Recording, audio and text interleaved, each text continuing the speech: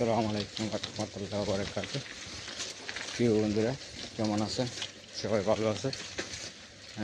আসলে আজকে আমি আরেকটা কথা বলবো।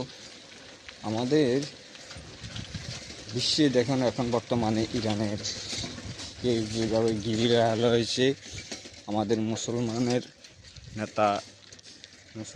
নেতা আলী খামেনিকে তারা যেভাবে মারতে প্ল্যান করতেছে, বিভিন্নভাবে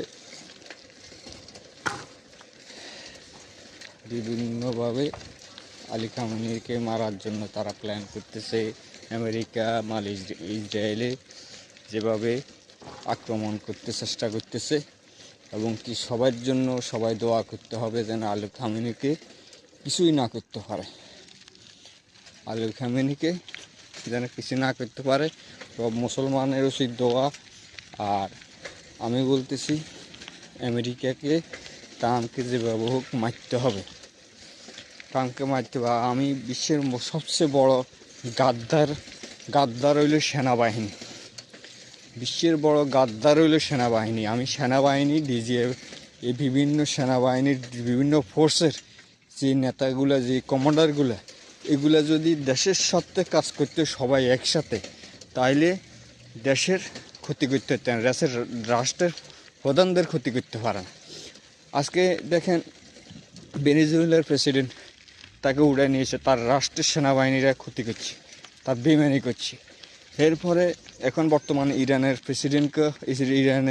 প্রেসিডেন্টকে এবং কি ইরানের আলী খামেনিকে তারা এই প্ল্যান করতে চেষ্টা করতেছে। আমি মনে করি যে ইরানের যদি সেনাবাহিনী যদি বেইমানি না করে, সেনাবাহিনী এবং কি নৌবাহিনী, বিমান বাহিনী, এরা যারা কমান্ডার আছে, তারা যদি আলী খামেনি কোথায় আছে, তারা যদি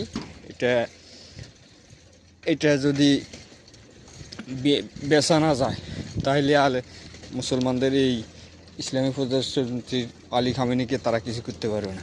আর বিশ্বাসঘাতক যারা বেইমানি করতে চেষ্টা করবে, আমি তাদেরকে বলতেছি, তারা এখনও সতর্ক হয়ে যায়, দেশের জন্য কাজ করে।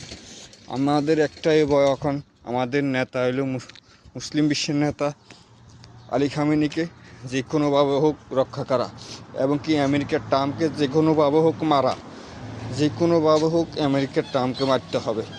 প্রিয় বন্ধুরা, সবাই ঐক্যবদ্ধ থাকে, যে কোনোভাবে হোক আমেরিকার ট্রাম্পকে মারতে হবে। প্রিয় বন্ধুরা, সবাই একতা থাকবেন, সবাই পাশে থাকবেন। আসসালামু আলাইকুম রহমতুল্লাহি ওয়া বারাকাতুহু।